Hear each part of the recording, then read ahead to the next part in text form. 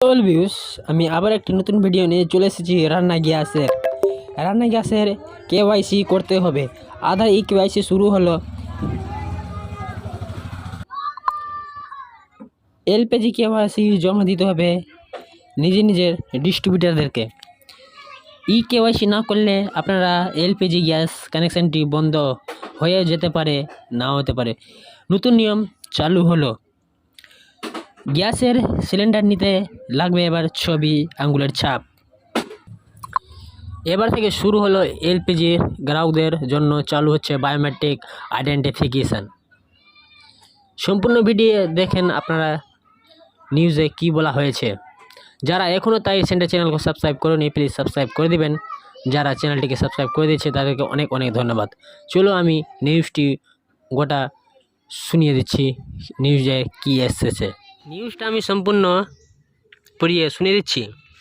এখানে লেখা আছে বায়োমেট্রিক ফর এলপিজি, গ্যাসের সিলিন্ডার নিতে লাগবে ছবি, আঙ্গুলের ছাপ।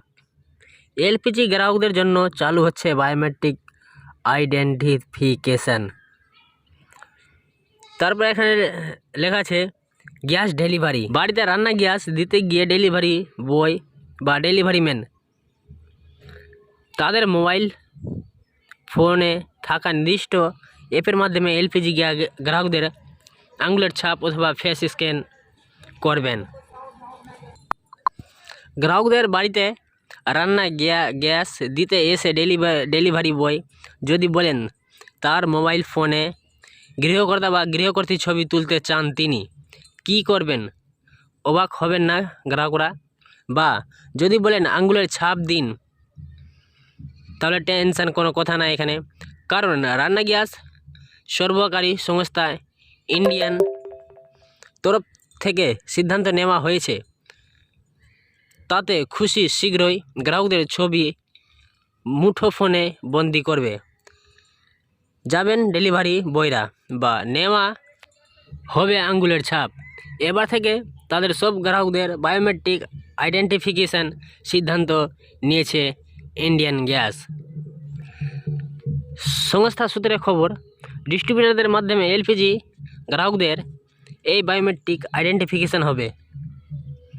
বাড়িতে রান্না গ্যাস দিতে গিয়ে ডেলিভারি বয় বা ডেলিভারি ম্যানরা তাদের মোবাইল ফোন থাকা নির্দিষ্ট অ্যাপের মাধ্যমে এলপিজি গ্রাহকদের আঙ্গুলের ছাপ অথবা ফেস স্ক্যান করবেন। তারপর সেই বায়োমেট্রিক আইডেন্টিফিকেশান সংক্রান্ত তথ্য নির্দিষ্ট ওয়েবসাইটে আপলোড করবেন তারা। 31শে ডিসেম্বর মধ্যে এই প্রক্রিয়া শেষ করার লক্ষ্যমাত্রা নেওয়া হয়েছে।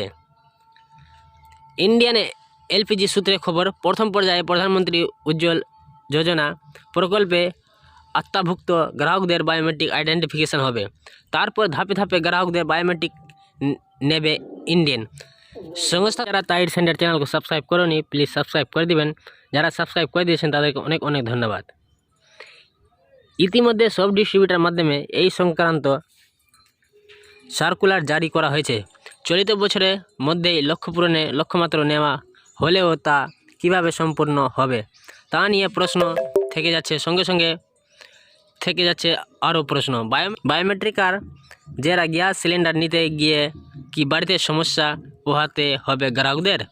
কিন্তু ডেলিভারিরা যখন বাড়িতে গ্যাস দিতে যান, অনেক সময় দেখা যায় যার নামে সিলিন্ডার তিনি বাড়িতে নেই। সেক্ষেত্রে বায়োমেট্রিক তথ্য সংগ্রহে কি হবে?